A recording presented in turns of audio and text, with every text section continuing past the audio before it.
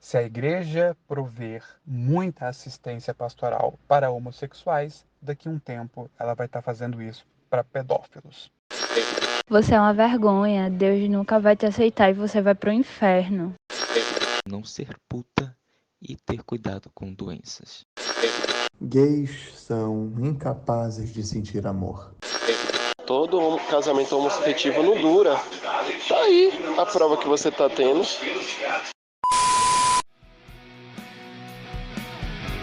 Se você está ouvindo os Macabeus, é porque a revolta já começou.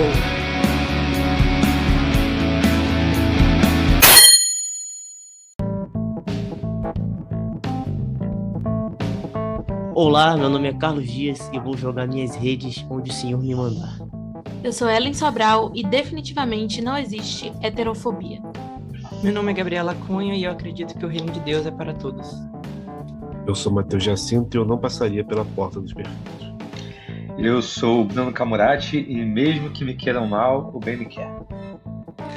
Beleza, pessoal, estamos aqui mais uma vez com a presença do Bruno. A gente agradece muito por ele estar aqui com a gente. E nós vamos conversar hoje sobre vivências LGBT cristãs. Primeiramente, a gente queria deixar o Bruno se apresentar, né? Falar sobre ele, sobre quem ele é, sobre como ele trabalha, enfim, sobre se apresentar. Bem, eu sou o Bruno Camurati. Se você está aí nesse podcast ouvindo, muito prazer. Aproveita, me segue depois, né, nas redes sociais por aí e no Spotify também. Eu sou cantor, compositor, já canto na igreja já faz uns 20 e poucos anos. E no meu trabalho solo, assim, né, como cantor, já faz 12 anos. E além disso, sou designer também, designer gráfico. E outras coisas, né, no meio artístico. E aí já lancei meu 4º CD e estamos aí, né, seguindo na luta pela evangelização. Bacana. Então a gente está aqui com a presença do Bruno e vamos escutar hoje, vai ser um pouquinho diferente, ao invés de uma leitura a gente vai ter uma participação de uma entrevista.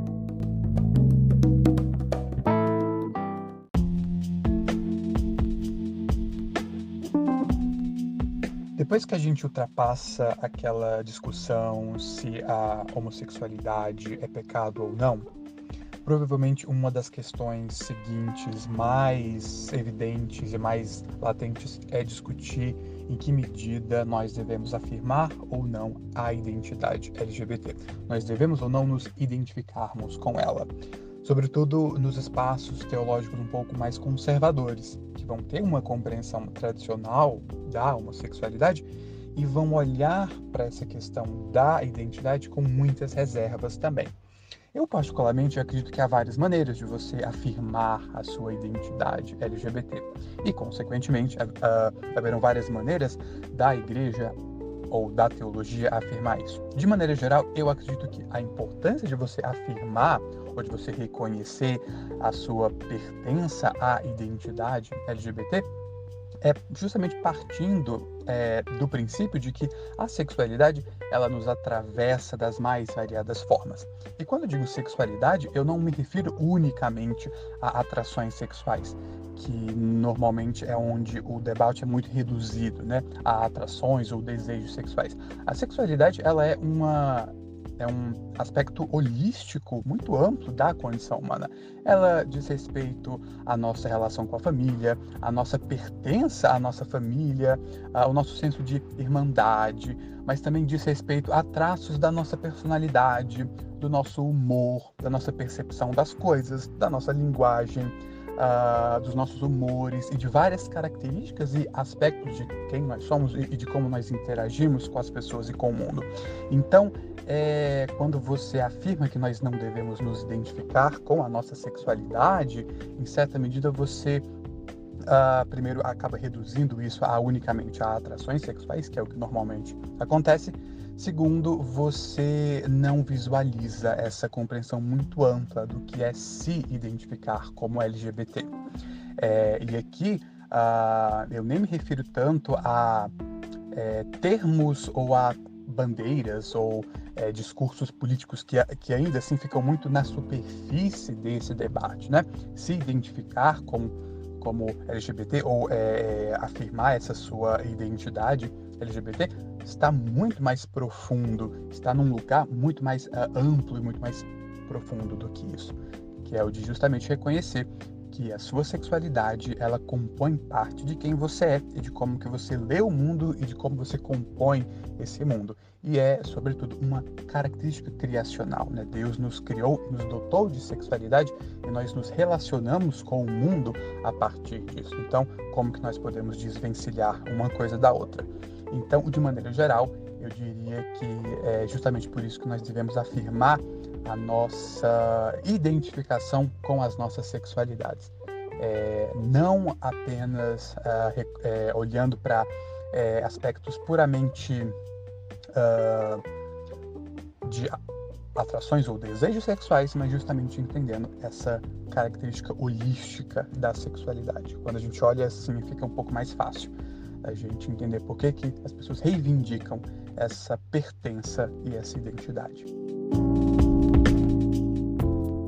Vocês escutaram uma entrevista com uma pessoa que é cristã e que é LGBT, que falou um pouco sobre a sua vivência. E agora a gente queria falar sobre esse nosso tema. É muito difícil, as pessoas transformaram a questão LGBT em uma guerra cultural e política, né? Ao invés de tentar compreender as pessoas enquanto a sua história, a sua vivência. E a ponto de que as pessoas elas não se esforçam nem para compreender do que se trata. Então, tem muita gente que não sabe a diferença do que é ser uma pessoa trans, o que é orientação sexual, o que é identidade de gênero, e coloca tudo em uma única coisa que se coloca num carimbo assim, negativo e pronto, fecha aquilo ali, e não se trata disso, né? Então, acho importante a gente tentar entender primeiramente que ser LGBT não é uma escolha, né? E poder compreender exatamente o que são essas identidades, porque são identidades, né? Não é uma identidade específica, né? Pois é, eu acho que é um assunto muito interessante, acho que muito atual e muito importante da gente falar. E eu até iria falar que é um assunto polêmico, só que não acho que é. É um assunto que as pessoas simplesmente na igreja, né, ainda tem muita dificuldade de abordar, de conversar sobre, mas é urgente porque a gente vive numa comunidade, né, a gente vive numa sociedade que está cada vez mais falando sobre questões de gênero, questões de sexualidade, questões de diversidade em geral. E a igreja, né, a comunidade que a gente vive como igreja, ela reflete a sociedade. Porque, obviamente, a gente tem dentro da nossa paróquia, da nossa comunidade, do nosso grupo, pessoas de diversos tipos, de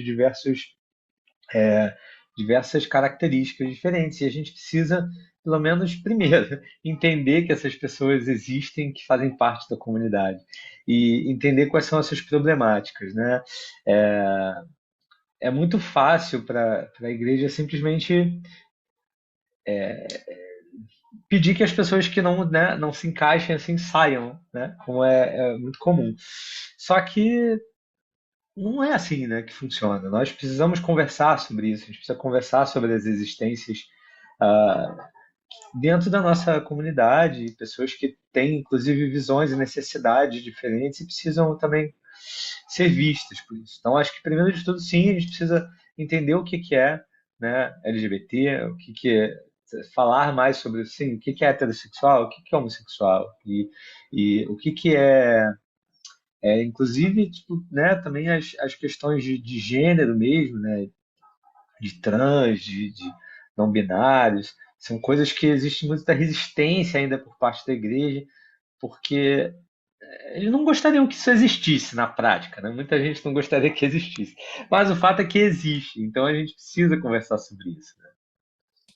É engraçado que existe, não gostariam que existisse, então fazem de conta que não existe. Acham que silenciar e fazer de conta que não existe é uma solução, quando na verdade não é. Eu queria fazer uma explicação rápida sobre essa questão LGBT, para se alguém que está escutando a gente realmente não sabe a diferença.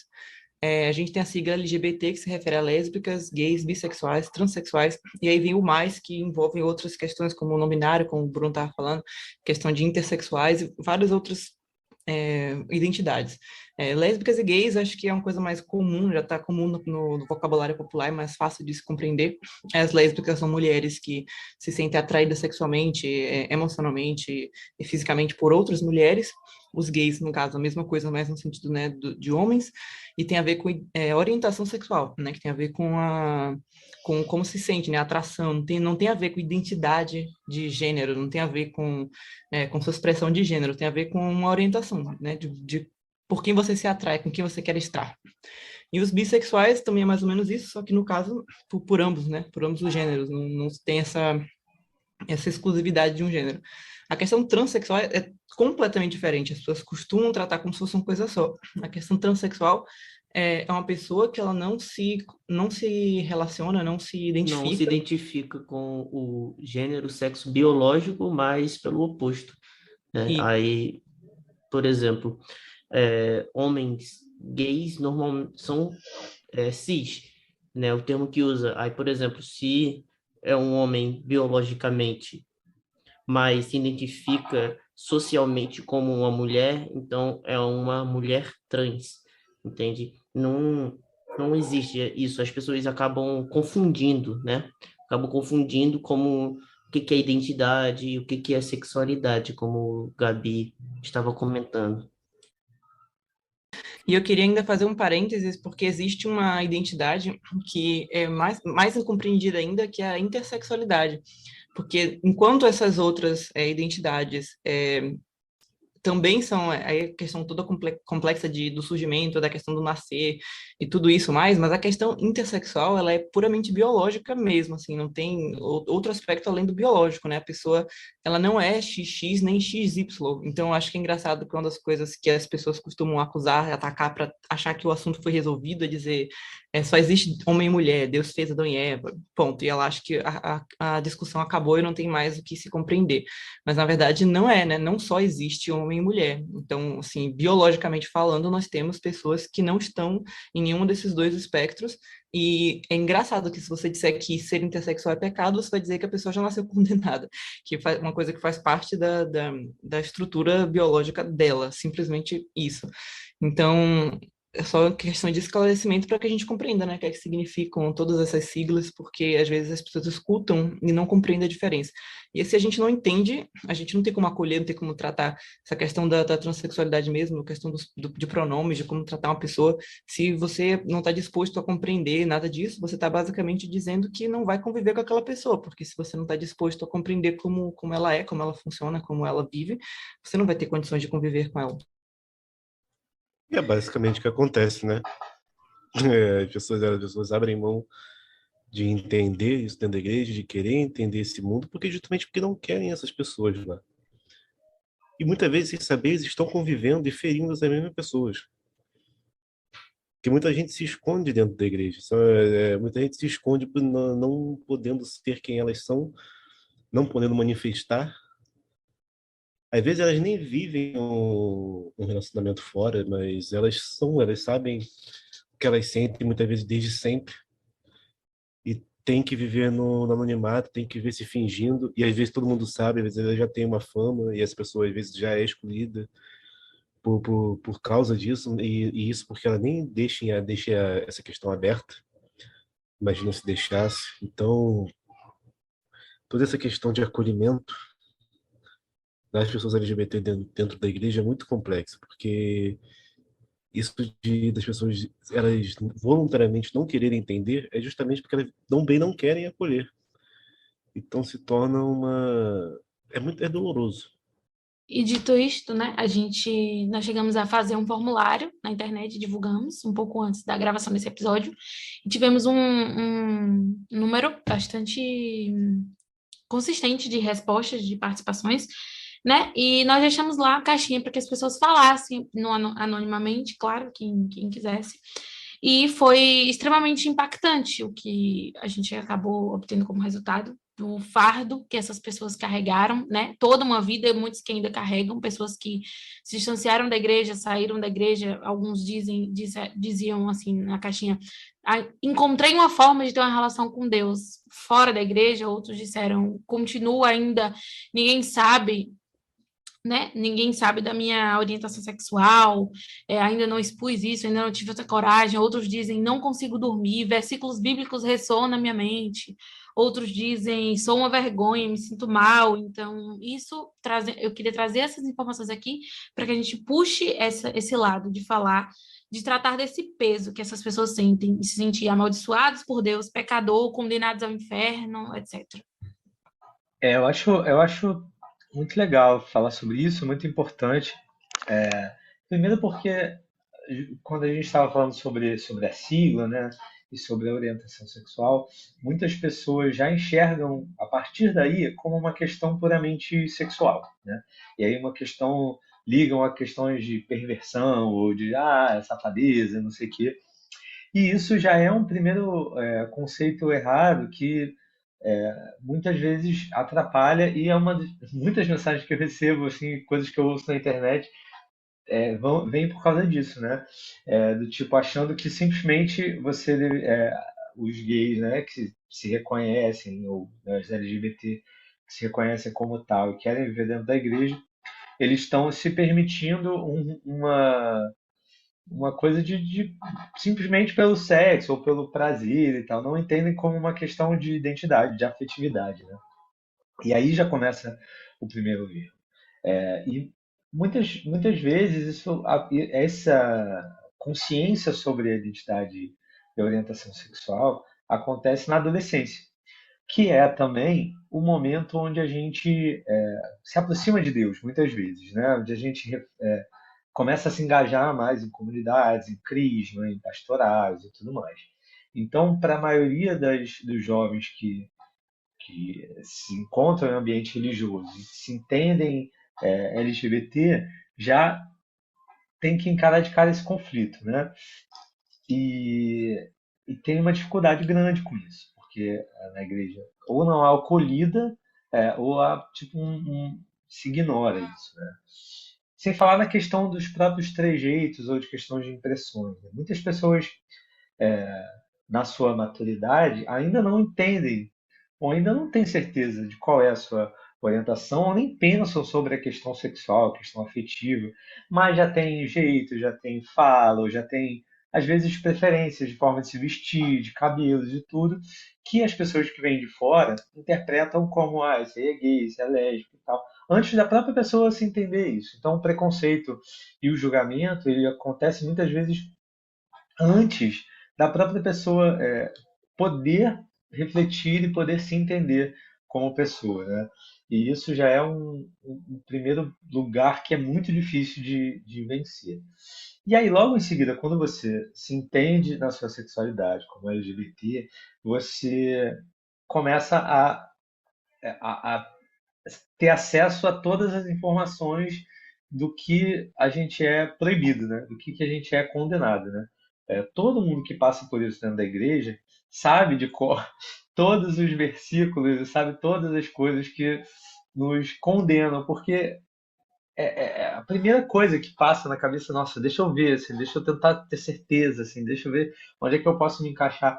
E as pessoas repetem isso, né? Eu, recentemente, 2 meses atrás, na verdade, falei publicamente, né, no Instagram sobre a minha sexualidade, uma coisa que eu já tinha muita conforto assim no âmbito pessoal e de casa, da família e tudo mais, já há mais de 15 anos, antes de eu lançar meu primeiro disco, que eu já sou muito bem resolvido com isso, né? Só que publicamente é muito mais difícil. Então agora que eu tô, depois da minha carreira, depois de um tempo de cantar e tudo mais, que eu decidi, até por uma questão de maturidade também, expor, eu tenho ouvido todos os tipos de coisa, inclusive todos esses versículos que as pessoas mandam pra gente, e que inclusive hoje em dia são muito debatidos por teólogos, mas como se fosse novidade, assim, né? E o que Como as se nem pessoas fosse uma esquecem coisa que já ressoa na cabeça, assim, já se como, confrontou. como você leu aí, né? Tem gente que fica tendo pesadelo com isso, porque é uma coisa realmente que você se entende como uma coisa e imediatamente você ouve que aquilo que você é, ou que você acabou de descobrir que você não pode ser, senão você vai para o inferno. Como é que é isso, né? Às vezes você já sabia até antes, antes de se entender como ser, você já sabia que era pecado e de repente você entra em colapso por perceber algo assim dentro de você. Isso, Perceber e se muitas vezes manifestar. passa por um tempo de resistência, de luta, né? É, se você, quem é LGBT na igreja passa por um momento de, não, vou me curar, vou lutar contra, vou descobrir como é que eu faço para não ser, vou tentar, né, ser heterossexual, assim, fazer de tudo. Tem gente que, inclusive, casa ou namora, casa e tem filhos e tal, por saber que aquilo diante da igreja não é possível. Outras pessoas entendem isso como um sinal de Deus para uma vocação, né, que é uma coisa que passa muito pela nossa cabeça também, assim, se eu sou gay é porque acho que Deus não quer que eu case, Deus quer que eu seja padre. E aí, isso é um pensamento muito comum. E isso gera diversos desvios e interpretações nebulosas sobre o que é a vocação, né? Então já começa muito difícil. Uma coisa que eu percebi que me chamou a atenção na leitura dos formulários é que das pessoas que a gente recebeu respostas, nenhuma se tornou cristã durante a vida adulta. E na vida adulta, como o Bruno mesmo está falando aí, a gente já sabe, né? As pessoas já sabem das suas inclinações, já sabem quem são. Então, é engraçado porque, ou seja, a gente está vendo aí que as pessoas LGBT, quando já são adultas, quando já se compreendem, não veem na igreja como algo que elas querem se aproximar, não querem se aproximar da igreja. E as pessoas que responderam, que tiveram contato com a relação cristã, 88,5% era desde a infância, desde a adolescência. Aí só 11,5% era desde a juventude, mas ninguém marcou como a partir da vida adulta, como uma coisa que você só, tipo assim, escolheu já sabia qual era a sua identidade e resolveu se tornar cristão. E as pessoas, quase nenhuma delas também permaneceu na igreja. Então, nasceu, provavelmente, os pais eram cristãos, católicos, ou o que seja, e cresceram ali na igreja, e aí tiveram o confronto, né, de identidade e tal, e não permaneceram. E os que já na vida adulta já se compreendem, não querem se aproximar. E as pessoas saíram extremamente machucadas.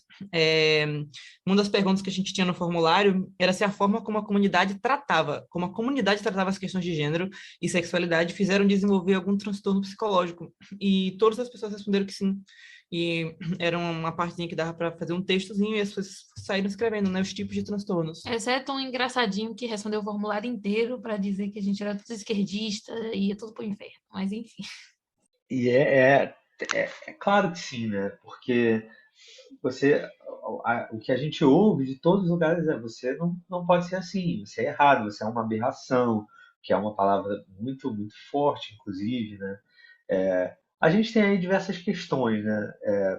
E eu acho que com certeza as pessoas que chamaram vocês de esquerdistas vão falar, e como muitas pessoas falam, que olha, é, a igreja tem regras, né? Vocês querem mudar a igreja, ou então a igreja fala sobre a questão isso no catecismo, e fala também nas escrituras. Eu não vou entrar, porque eu não sou teólogo também, na questão das escrituras, mas eu já li diversos estudos sobre essas passagens. Eu sei que realmente muita coisa é contexto histórico. Sobre o catecismo, também é um catecismo, ele tá assim, né, também um pouco uma visão antiga, assim, um pouco mais antiga, e mesmo assim ele deixa claro que a igreja recomenda, né? A igreja ela faz uma recomendação para que as pessoas que são LGBT sigam a castidade, né? Mas a igreja não obriga, né? E a igreja não impõe isso. A igreja faz uma recomendação. Então, as pessoas confundem muito isso, né? E confundem muito também essa recomendação da igreja é, com uma vocação, né? Então, o que as pessoas dizem normalmente para nós é: você tá ok, você é gay, tá? Então, para você ficar aqui com a gente, você tem que ser celibatário, né? Significa que você não vai poder ter relações com ninguém, você vai não poder gostar de ninguém, ou casar com ninguém, ou amar, ou se apaixonar, enfim. Você vai ter que viver uma vida como se fosse uma vida vocacionada, sacerdotal. Só que isso é uma vocação, né? Você imagina que todo um grupo de pessoas se sintam, tipo, ou são isso, né? Aí você tem que ser padre, você tem que ser consagrado, você tem que ser casto. Isso não faz sentido. Acho que o chamado de Deus ele não é impositivo, né? E é legal também associar muito a questão da diversidade sexual com a questão como a igreja enxerga também os casais em segunda união, que é uma coisa que também, teoricamente, né, segundo as leis da igreja, né, o casamento ele é um sacramento que também é definitivo, só que muitas pessoas se separam e casam com outras pessoas. E, da mesma forma, as pessoas da igreja não chegariam para essa pessoa e falar: não, você tem que largar, as pessoas têm que voltar com seu... Tem gente que faz isso, né? Voltar com seu antigo marido, porque é isso que Deus quer. As pessoas fazem isso com a gente, né? Você tem que ficar sozinho porque é isso que Deus quer. Mas já que a gente escolhe, né, viver realmente essa vida, assumir e reconhecer a nossa identidade, então como que é o lugar? Qual é o lugar? O que a gente pode? Isso que acho que é a pergunta que deve ser respondida atualmente. E por conta disso não ser respondido, que muitas pessoas, como você disse no formulário, sofrem e sentem muito. Porque parece que a única solução que existe de agradar a Deus, como cristão católico, é você ser sozinho, né?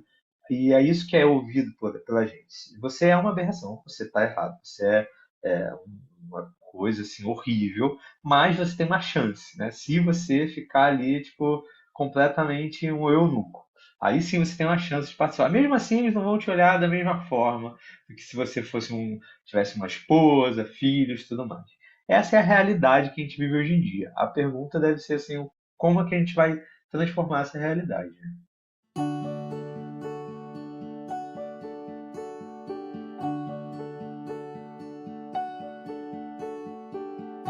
Eu não sou daqui, não me encaixo, só não vou partir porque acho que Deus me quer. Deus me quer. Tanta gente aqui não entende o que julga ser diferente, mas Deus me quer.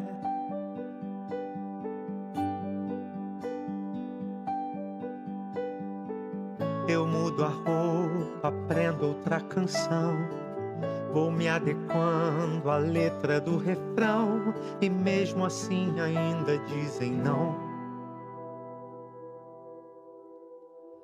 Qual é meu lugar? Me diga o que é ser normal. No despetalar da vida, mesmo que me queiram mal, o bem me quer.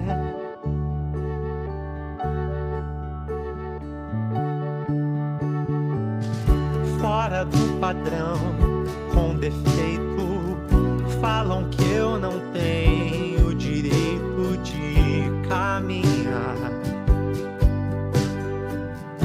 entre a linha certa e a torta. Maltrapilhos ficam na porta, mas onde entrar? Eu nem sei bem ao certo quem eu sou, mas teu juízo já me rotulou. Não serve para nós esse teu show. Qual é meu lugar? Me diga o que é ser normal. No despetalar da vida, mesmo que me queiram mal, o bem me quer, bem como eu sou. Me quer feliz, me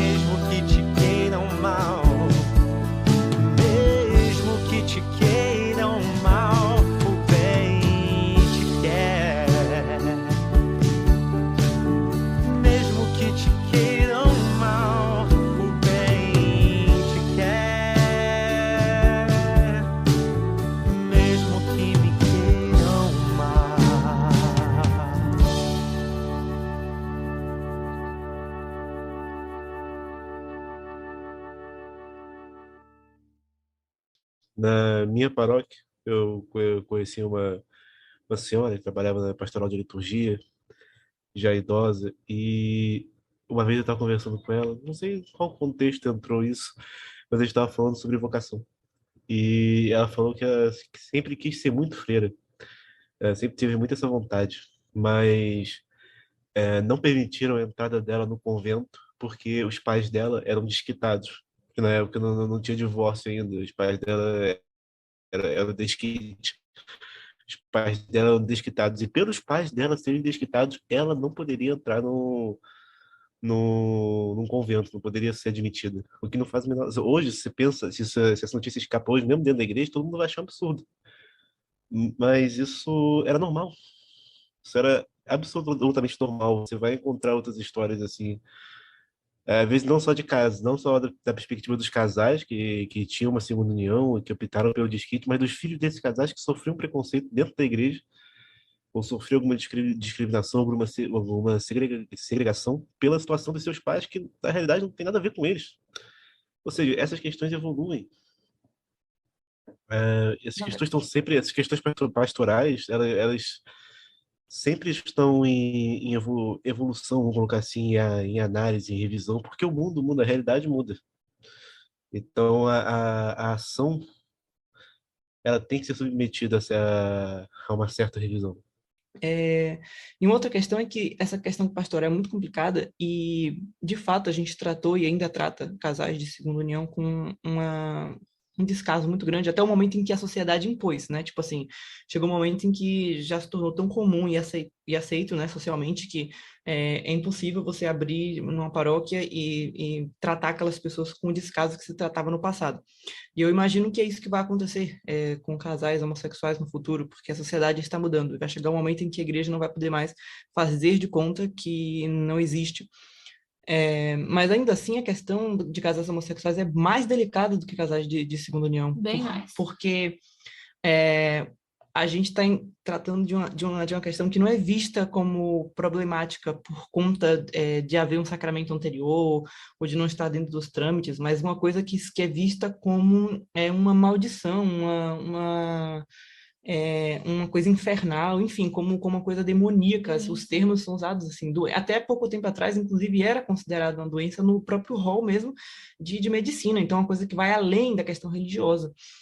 A gente teve tratamentos, entre aspas, de pessoas homossexuais da mesma forma como aquele filme lá do Laranja Mecânica, naquele nível ali, de você pegar pessoas e expor as cenas de sexualidade e fazer aqueles tratamentos de choque, de meio mundo de coisa.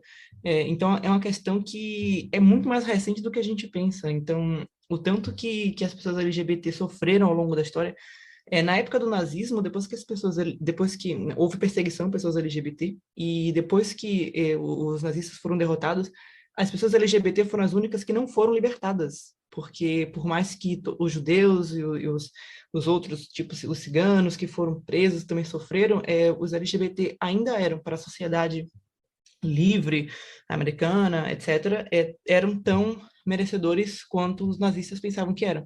É uma questão muito complicada. E até saindo um pouco desse quesito, ainda para evidenciar mais ainda, tirando os sacramentos da história, a gente tem exemplos do próprio protestantismo, né?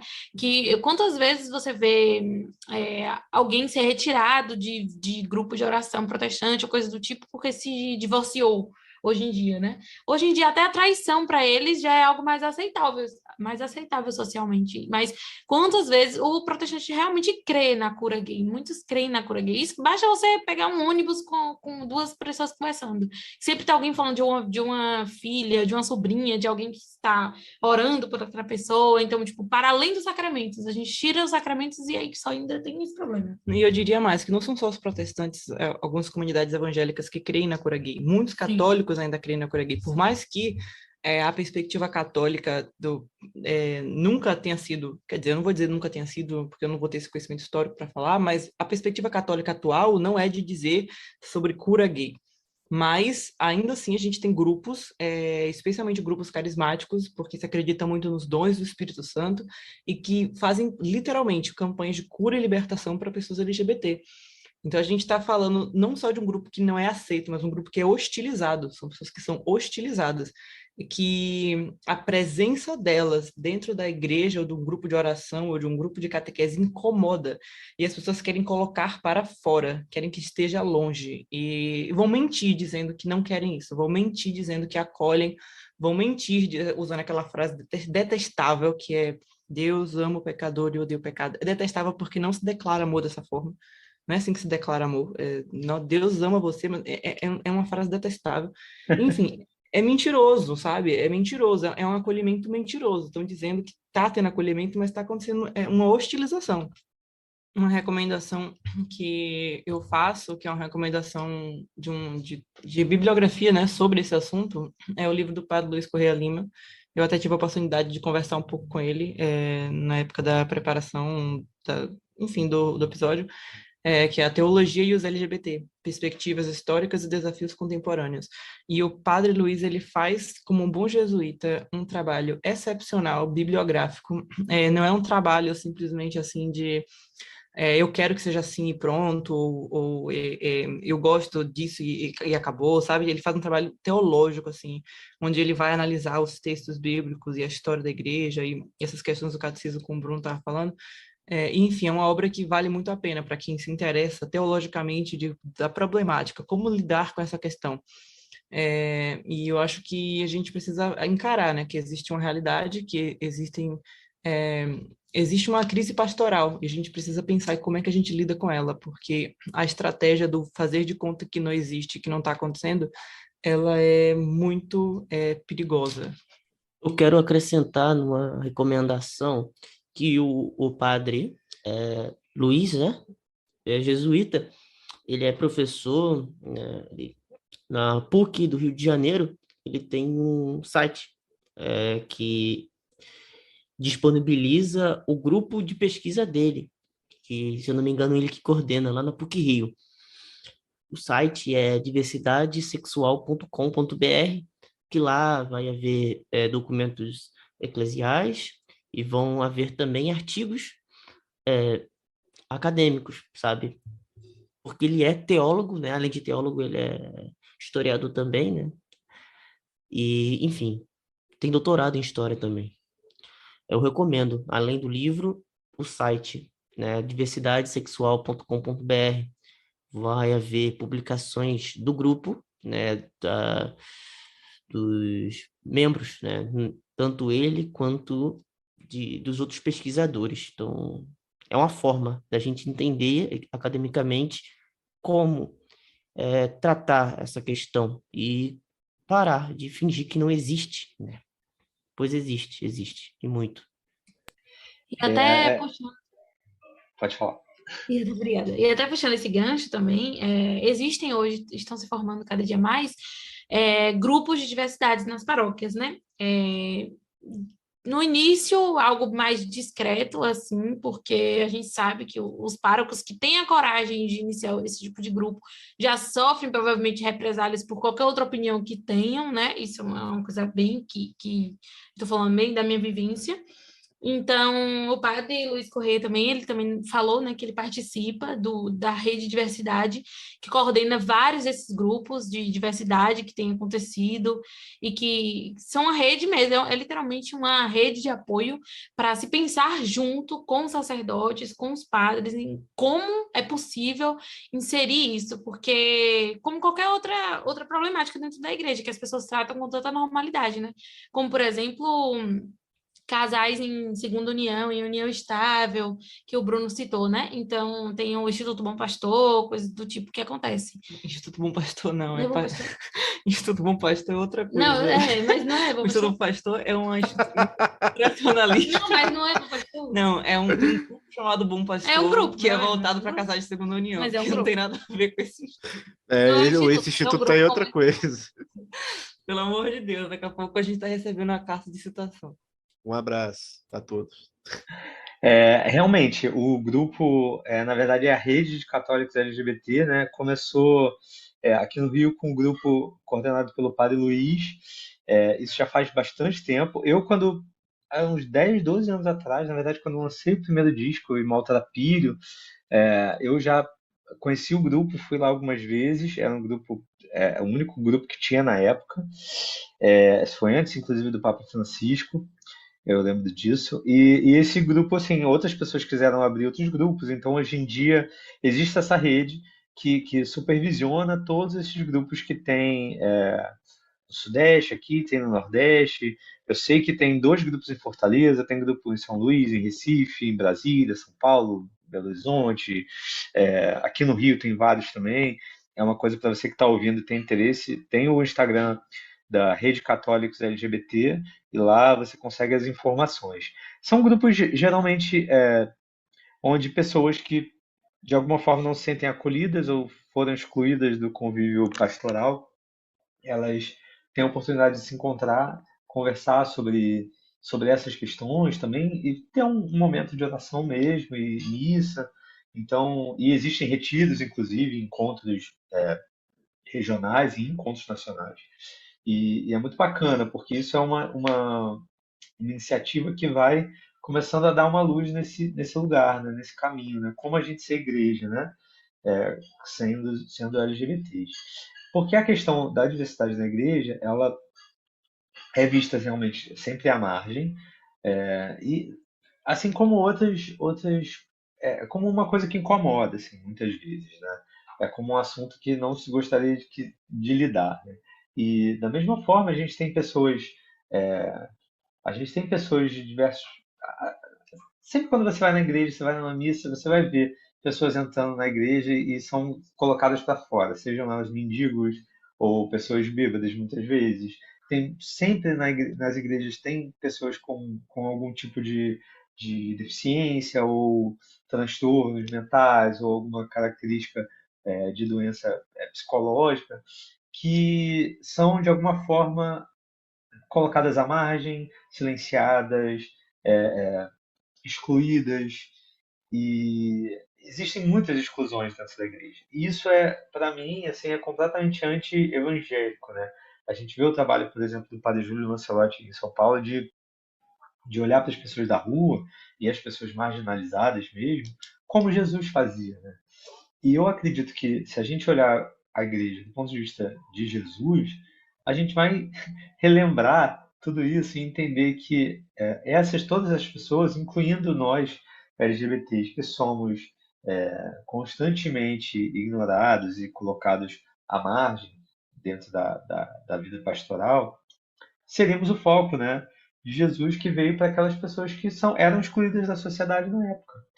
Então, eu não consigo entender como a igreja hoje, ela está sempre querendo trazer só pessoas corretas, exemplos, modelos de cidadão né, e de pessoas que seriam assim, a pessoa perfeita, que não existe, né?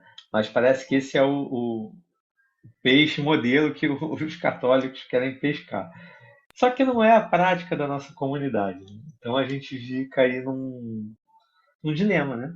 Assim, será que a igreja vai se tornando cada vez mais restrita e cada vez menor, como muitos grupos realmente gostariam que fosse, né? Uma igreja cada vez mais seleta, com pessoas selecionadas e que passam por todos os filtros, ou deveria ser uma igreja de portas abertas, né? Sim, total. E essa frase, na verdade, não é uma frase bíblica, não é uma frase da igreja, é uma frase que provavelmente veio da igreja evangélica, talvez, que Eu vi só é essa usada. frase, Oi? eu vi essa frase num livro do C.S. Lewis, né? No Cristianismo Puro e Simples, ele mete essa. Pois é, e que ela só é usada hoje em dia, pelo menos aqui, para falar dos homossexuais. Assim, essa frase não é colocada em outros contextos, outros pecados, né? Ela só é falada sobre esse pecado. Então é muito curioso, assim.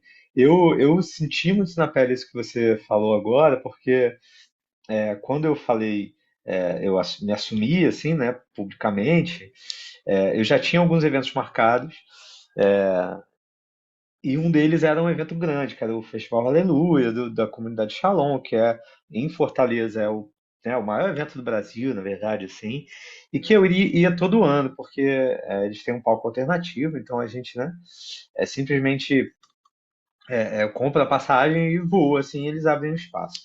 E quando eu falei isso no Instagram, 2 dias depois, assim, eu já tinha a notícia de que eles não iam querer mais que eu cantasse, assim. E eu nem precisei perguntar por quê, porque eu já conheço, assim, eu já sabia que isso ia acontecer. Mas as explicações, elas vêm muito do ponto de vista, assim, porque isso vira uma questão política, vira uma questão ideológica, ou a gente não pode ter uma pessoa cantando no nosso evento, ali num palco, num lugar de projeção, que seja contra a igreja, assim. E é engraçado isso, né? Porque enxergam o homossexual contra a igreja. É, como se, tipo, o fato de você ser alguma coisa significa que você está indo contra a igreja, como se você fosse anti, a partir do momento que eu me assumi ali no Instagram, eu sou anti os valores católicos, né? Sendo que eu provavelmente faria o mesmo show que eu já faço todo ano e que continuaria fazendo, né? Só que para eles é uma questão de passa a ser proibido, né? De uma hora para outra, o fato de ser uma informação pública gera um desconforto, assim, que parece que você é radioativo, assim. Isso aconteceu em outros eventos, inclusive de outras comunidades que eu tinha muito carinho, que é a Fraternidade do Caminho, por exemplo, inclusive, que, assim, por mais que eles falaram aquela coisa para mim, assim, não, você continua nosso irmão, a gente ama você, não sei o quê, mais a arquidiocese aqui da Como a cidade, nossa irmã mais o fora da grupo, nossa né? casa. Tem irmão que Exatamente. não pode mais Mas eles comer. não querem que você cante. E eu ouvi Hoje não, coisas assim, Faro. e coisas assim, tipo, eu tava tocando a sua música e mandaram tirar, sabe? Ou falaram que não alguém estava cantando canção de Pedro na missa, e o padre interrompeu para falar para mudar de música, sabe? Nesse nível, assim. Tudo isso porque eu cheguei e falei, olha, eu sou homossexual e aí tipo a música não serve mais, a evangelização não serve mais. Parece que você realmente não serve mais mesmo. E eu acho isso muito engraçado porque os argumentos maiores que o pessoal fica usando e tudo mais, eu escutei muito isso me deixou. Na época do cancelamento, eu cumpri algumas brigas. O pessoal ficou falando que como é que você vai chamar uma pessoa que você chamaria a pessoa de outra religião para pregar num evento sobre uma religião, mas pelo amor de Deus, a gente não está falando de outra religião. Será que é tão difícil as pessoas entenderem isso, que a gente não está falando de ser não católico ou de ser contra a fé católica? Parece que é uma coisa que as pessoas Última fazem. pregação. Também que é uma outra questão que eu acho interessante, mas isso aí já é todo um outro assunto, que é o quanto que o músico, ele não é visto mais, parece que não pode ser visto mais como artista, é visto como algum tipo de ser. Sim, totalmente. Não é uma pregação, né? Não é uma pregação, não é uma catequese. E eu não vou para um show para falar sobre a questão LGBT na igreja. O que as pessoas meio que interpretam isso, né? A partir do momento que você se assume, você vai subir no palco, ou botar uma bandeira atrás e vai vir de salto alto. Sei lá o que eles imaginam, né? Mas também, exatamente, a renovação carismática trouxe esse conceito do cantor ministro de música, né, que não é um artista, e sim é um pregador, assim. Então as pessoas associam muito uma coisa com a outra. Só que realmente não faz o menor sentido. Então, assim, né, visto por esse ponto, então você não pode fazer uma leitura também, você não pode cantar um salmo, você pode cantar na missa ou não pode, distribuir folheto, pode ou não pode. Aí começa a entrar nessas coisas que estão totalmente esdrúxulas de se pensar, assim, não faz sentido incapacitar pessoas por isso, né? E mesmo assim, tudo que você falou nisso, chamaria outra pessoa de outra religião para pregar no evento católico? Sim, isso acontece, inclusive. As pessoas chamam gente Obrigada. que não é Inclusive, católica, pessoas evangélicas. Acontece muito, tá? Acontece E é muito. ótimo. Né? É ótimo que aconteça, porque a gente precisa também ouvir pessoas de outras religiões, a gente precisa ouvir pessoas de outros carismas, a gente precisa ouvir pessoas, às vezes, cientistas, doutores e tal. É meio que assim, né? Tudo vira assim, ai, essa pessoa é católica, esse designer que fez esse folheto é católico, ai, melhor que seja católico. O cara que vai tocar violino no meu casamento tem que ser católico. Meio que vira isso, assim, que as pessoas chegam nesse nível, né? De asepsia, assim, parece que todo mundo vai influenciar, né? Como se tivesse ali uma coisa, uma mancha, vai sujar. E mais, Eu só canto as músicas, eu só fiz todo o meu trabalho, eu só sou o artista que eu sou, porque, entre outras coisas, eu sou homossexual. Então, todas as reflexões que eu tive que fazer e que a gente, desde cedo, é obrigado a refletir sobre si mesmo, sobre seu lugar na igreja, sobre seu lugar na sociedade, sobre o que é certo e que é errado, dores, angústias, tudo isso se transformaram em arte, né? E muitas das pessoas que me cancelaram, elas usaram até o fim todo esse repertório que é fruto justamente, entre outras coisas, da minha identidade, de quem eu sou. E por isso que para mim não faz o menor sentido, porque assim, se tudo que eu compus ali, que eu gravei nas músicas, só existe porque eu sou essa pessoa com essas características, por que que a partir do momento que eu digo sim, eu sou gay e tá tudo bem, assim, eu não vou ficar, tipo, me chicoteando as minhas costas por causa disso. Todo o trabalho é invalidado, né? Não faz o menor sentido.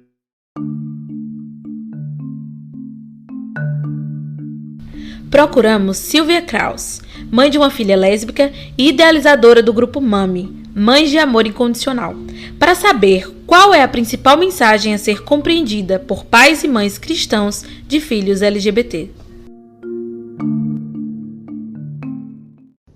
Bem, eu gosto muito de dizer que é sempre a melhor mensagem em qualquer situação da minha vida é a gente entender que o amor está à frente de tudo.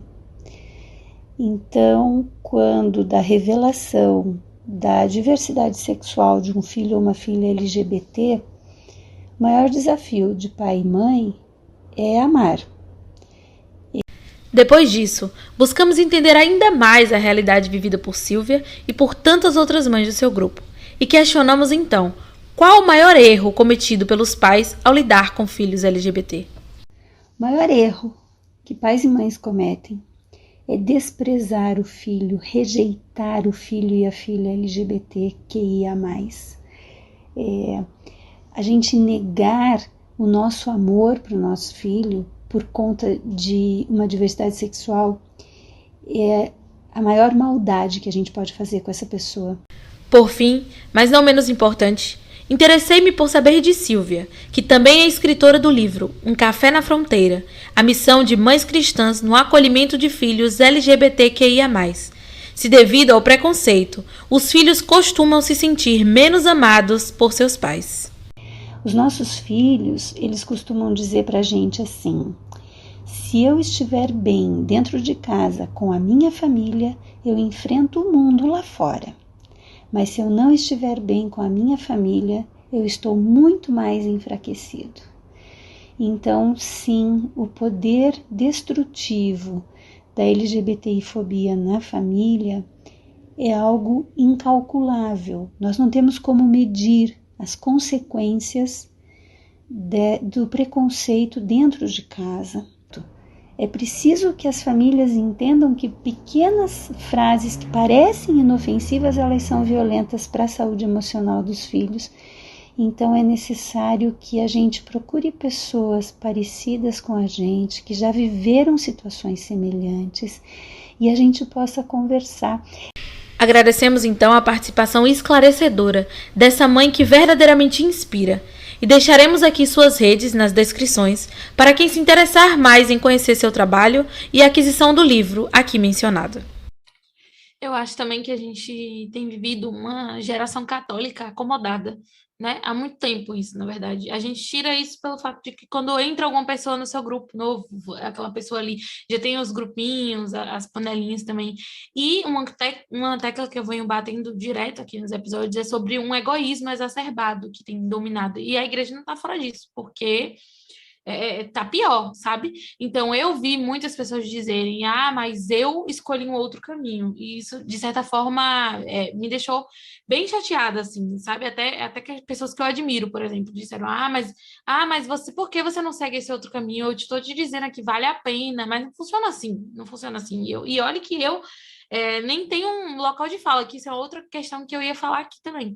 O Bruno citou sobre quando essas pessoas, elas são adolescentes, é tirado até o direito da pessoa se descobrir, da pessoa entender o que ela é, da pessoa entender o que ela gosta de vestir, de entender. Isso vai para todos os âmbitos, qualquer âmbito. Hoje, no catolicismo, as regras são muito ditadas, desde a roupa que você veste, a como você se porta, por quem você sente atração, quem você namora. Hoje, principalmente no meio carismático até, para a pessoa começar a namorar, o líder do grupo de oração tem que dar autorização, assim, um negócio assim bizarro. Então, tá realmente complicado. Eu acho que mais do que comodismo é uma ausência de formação do próprio caráter e da liberdade, das escolhas de liberdade da pessoa, né? Quando você coloca numa comunidade, num grupo, esse tipo de regra, e esse tipo de cerca de muros ao redor da pessoa, do que ela não pode assistir, ela não pode fazer, quem ela pode namorar e não, ou não, você impede ela de formar seu próprio caráter, sua resistência, sua personalidade, né? Você impede as pessoas de serem elas, né? E isso acontece desde cedo, e é realmente muito triste, né? E isso é muito comum. A mensagem que eu mais recebo é: você devia se esforçar mais, né? Você devia fazer uma força, porque vale a pena, né? E as pessoas esquecem que eu estou fazendo força desde os meus, sei lá, dos meus 15 anos de idade. E quem é gay, lésbica, bi, passa por isso. A gente cara, está desde criança, muitas vezes, fazendo força. Quando o seu pai fala, você tem que falar grosso, você não pode fazer isso, você tem que se vestir de tal forma, você tem que se portar desse jeito, você não pode assistir isso, você não pode assistir aquilo. Você chega na igreja e você ouve isso também. Você tem que se vestir assim, você não pode fazer isso, você não pode postar tal coisa, você não pode andar com certas pessoas. Você vive dizendo não, mas as pessoas dizem que existe uma promessa, assim, se você realmente abdicar de tudo que você vai valer a pena, assim. Só que realmente, será que é isso que é ser cristão? Será que é isso que é o que Jesus quer realmente de nós? Que a gente silencie tudo que são, inclusive, dons que ele deu a nós, né? Características que foram dadas por Deus. Será que realmente ele não quer que a gente ame ninguém? Né? Será que a vontade de Deus, segundo as pessoas dizem, né? Que realmente esse amor que eu sinto, que hoje eu vivo um relacionamento, sou casado e a gente vai à missa toda semana, mas, tipo, segundo os católicos, não é Deus, Deus não abençoa, Deus não quer, Deus não aprova, e o amor é simplesmente, na verdade, não vem de Deus, vem do demônio, sei lá de onde. Será realmente que Deus quer que a gente exclua tudo isso, né? Sim, e é bastante incoerente também com a própria questão de quem é Jesus Cristo, assim. Eu acho que as pessoas recortam o evangelho, ou então escutam o evangelho na missa com os dedos enfiados no ouvido, e não conseguem se relacionar com a pessoa que Jesus Cristo é, e com a maneira como ele lidou com essas próprias questões religiosas no tempo dele, né? A gente conversou sobre isso no episódio que você participou também, e eu queria trazer de novo, que é a questão da sua canção Lá Vem Ele, porque eu acho, assim, muito sensacional, porque Jesus era visto como esse cara, assim, tipo, muito perigoso, fala demais de amor, fica demais com esse negócio de perdoar, de acolher, isso daí é perigoso, e isso daí é heresia, e enfim, as pessoas viam Jesus dessa forma, e elas fazem a mesma coisa hoje. Então, assim, tem medo de Jesus, tem medo de acolher, tem medo de falar de amor. Eu acho que se cria, inclusive, esse estigma da pessoa homossexual como uma pessoa perigosa, promíscua, isso e aquilo, porque se ela olhar para a pessoa mesmo, assim, para ver quem ela é, se ela for olhar como você está falando aí, que você tem um relacionamento, você está há anos com uma pessoa, você divide uma vida com ela, você tem uma fidelidade, você está com ela na missa, está dividindo aquilo. A pessoa não quer ver isso, porque isso quebra o castelo de cartas que ela fez do homossexual, que é uma pessoa promíscua, que ela está vivendo aquilo ali porque ela é egoísta e não liga para Deus, e ela não consegue imaginar que existem circunstâncias diferentes no mundo, e também não consegue entender que a questão LGBT vai além da questão sexual e tem muito a ver com identidade também, como você está falando aí. A pessoa sabe que é diferente desde sempre, todo mundo trata ela como se ela fosse diferente, são características que estão na pessoa, nos gostos, na forma de se portar, na forma de se vestir, na forma de falar. Enfim, tá ali, sabe? Todo mundo sabe que tá, e todo mundo pede para que aquela pessoa enfie isso em alguma caixa. Eu faço de conta que isso não existe. enquanto todo mundo comenta, inclusive, porque as pessoas comentam, e as pessoas, tipo, sabem que a pessoa é diferente. Eu não sei explicar, mas é uma hipocrisia tão grande, é um falso acolhimento tão grande, sabe? Do tipo, a gente ama, a gente quer você aqui por perto, mas, tipo, a gente vive fofocando sobre você, porque todo mundo sabe, e, enfim, que me lembra também outra música sua, que é Falar Mal, eu acho, mas, enfim, acho que você vai saber qual que eu tô falando, se não foi esse o nome. Mas, enfim, é uma situação que me deixa muito irritada. Um amor condicionado, né? É um amor condicional. É tipo assim, a gente ama você e Deus te ama, porém, e tem um grande porém. Na vida de todas as outras pessoas não tem, sabe? Tipo, a pessoa cis, hétero, ela pode escutar o Deus te ama e ela se sentir em paz com isso, só de entender o Deus te ama. E quando ela ouve Deus ama o pecador, ela também tá tranquila porque ela vê na comunidade dela o cara que adultera e é recebido, o cara que rouba é recebido, o cara que mente é recebido. E ela vê tudo isso, e a pessoa hétero, ela não tem esse peso. E a pessoa LGBT, ela ouve o Deus te ama com uma vírgula imensa, porque não só a comunidade não a ama e não a recebe, como ela relaciona a comunidade ao próprio Deus. Isso também é bíblico, porque a igreja é o corpo de Cristo. Então, não me vinha também com essa conversa de você sai da igreja por causa das pessoas, porque você devia estar olhando para Jesus, porque Jesus mandou a gente olhar para as pessoas, é porque a gente tem que agir como ele agiu. Então, se a gente vê pessoas completamente intolerantes, a tendência é achar que Deus também é assim. Então, a pessoa passa a odiar Deus e odiar o outro, ela sai da igreja e as pessoas dizem, tá vendo, ela não foi forte o suficiente. E é quando elas veem uma pessoa como você, que tá na igreja, e ao mesmo tempo se afirmando, elas ficam com mais raiva ainda, porque na verdade elas querem que as pessoas saiam, porque elas querem só dizer, aí, tá vendo, eles não querem saber de Deus. E aí você tem um grupo de pessoas dizendo, nós somos assim, e nós também queremos Deus. E aí a canção do Bem Me Quer me vem muito, porque Deus quer, e não vão partir porque Deus as quer, e vão insistir em continuar, por mais que isso incomode, assim como Jesus falou, vinde a minhas criancinhas, mesmo que estejam incomodando, os discípulos diziam, vão embora, mas eles diziam, vão vir a mim. Então, enfim, é isso, eu divaguei, mas é isso.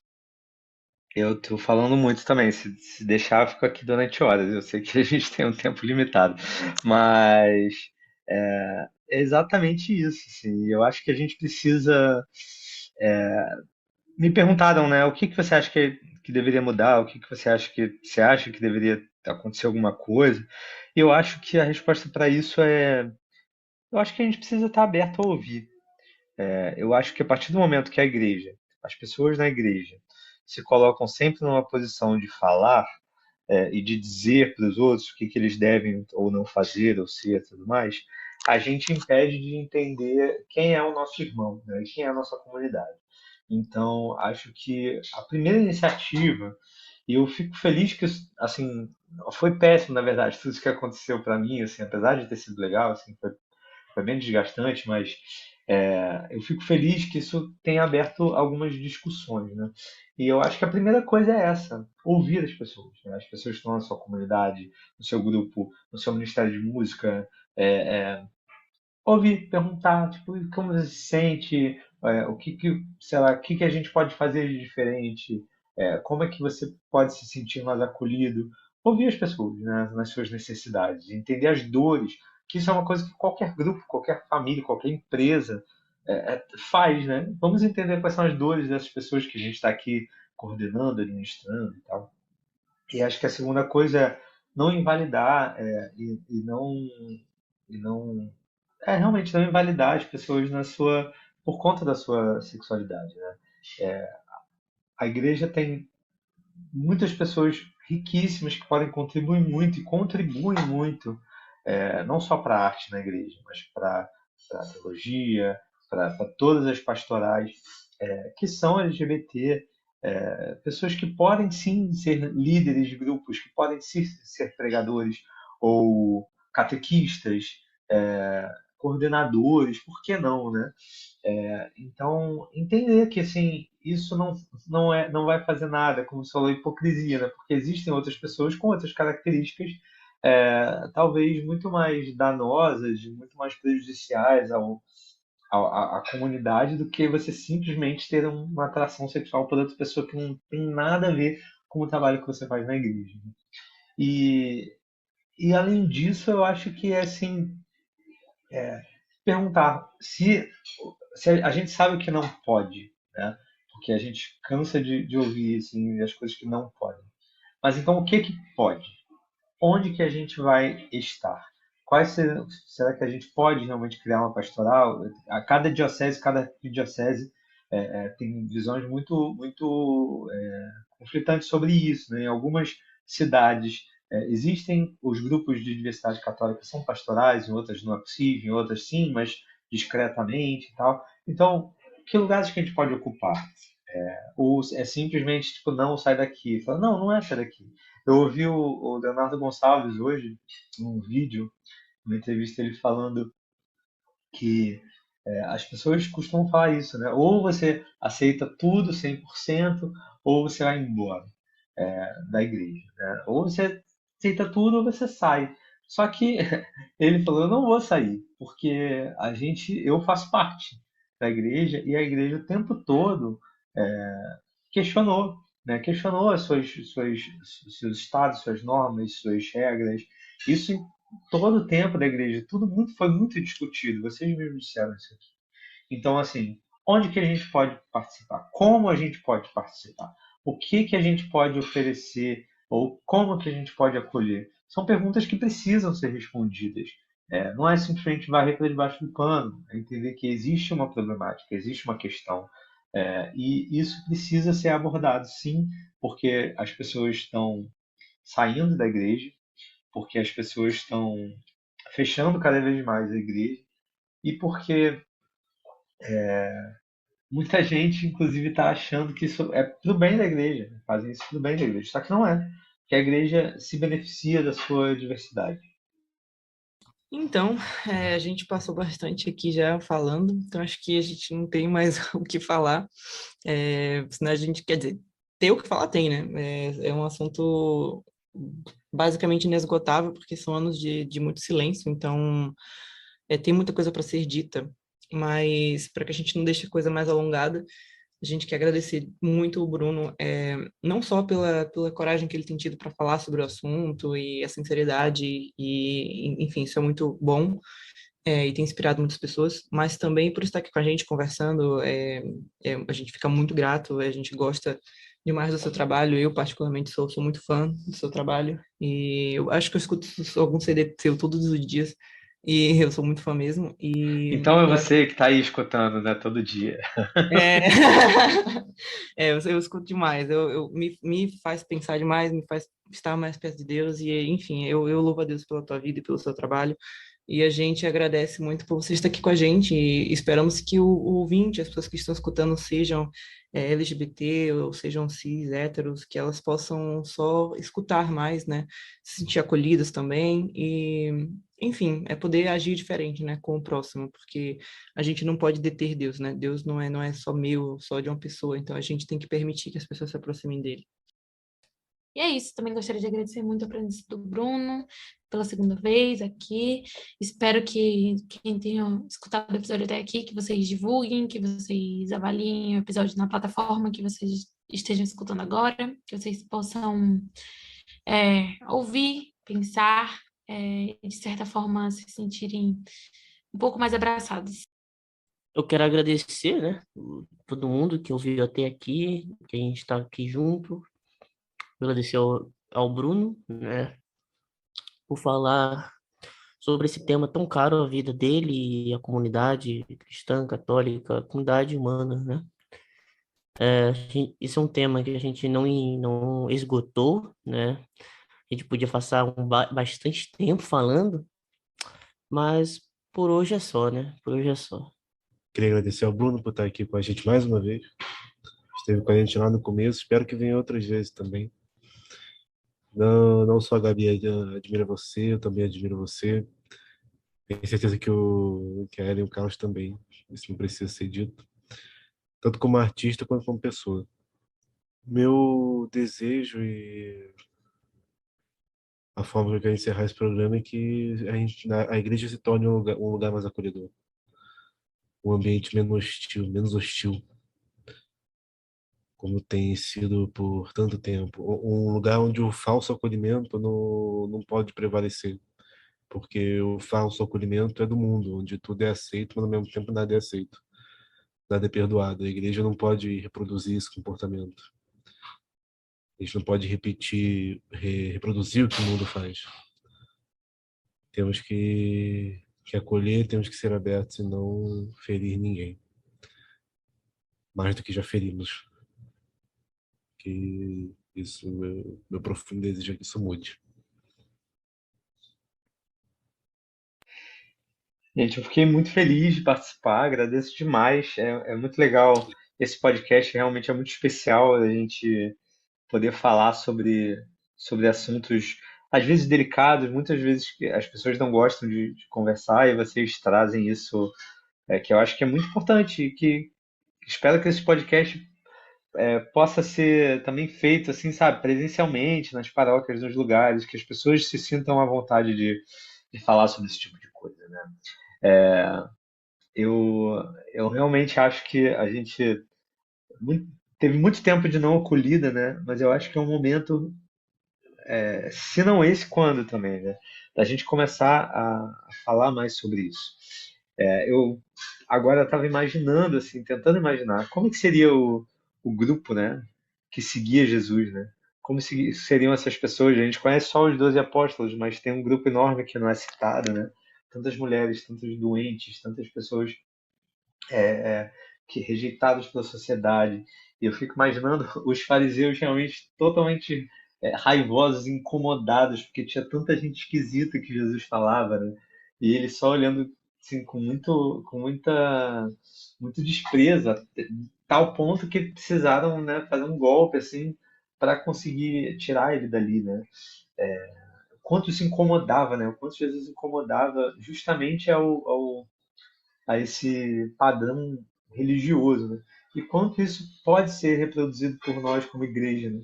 O quanto a gente como igreja pode ser um grupo cheio de pessoas diversas e querendo, sabe, estar junto de Deus, querendo receber amor e querendo seguir também. E claro que isso incomoda algumas pessoas que já são mais conservadoras, como incomodava na época de Jesus, mas de que lado que a gente quer estar, né? Eu acho que a gente quer estar no lado do grupo que seguia ele, do grupo que andava com a pecadora e com os cobradores de impostos, e com leprosos e cegos e pessoas com todo tipo de casamento, vindas de lugares diferentes, estrangeiros e, enfim, é uma multidão de pessoas não aceitas, né, que Jesus aceitava. Esse é o meu sonho para a igreja. Eu acho que a gente, inclusive, acho que esse podcast ele traz um pouco de esperança, a esperança que o Papa Francisco tem, a esperança que a gente tem em ter uma igreja de portas abertas. Você acabou de ouvir Os Macabeus, seu podcast semanal católico, fugindo do fundamentalismo e trazendo com leveza reflexões teológicas, políticas e históricas. Vem com a gente, porque a revolta já começou.